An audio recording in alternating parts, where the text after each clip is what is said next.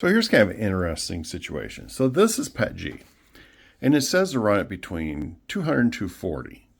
I run a lot of PETG at 230, so I just use my standard settings.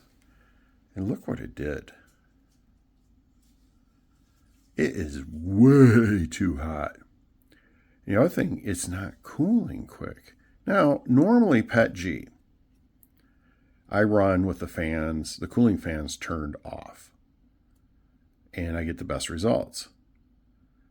So I did a few test prints, and what I found was I had to lower to 215, and I turned my cooling fans on 100% after layer 2.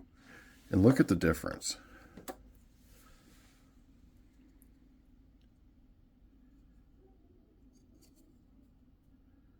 And sometimes I think we forget in 3D printing land that we need to be looking at some of these temperature settings and filament settings to get, it's not always the speed of the machine, it's not always parameters. Sometimes it's just temperatures and cooling can make such a difference. I mean, look at this thing, it's horrible.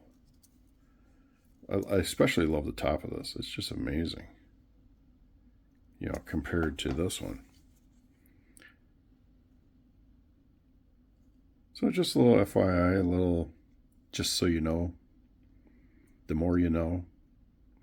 Yes, I'm going to go wash my bed next.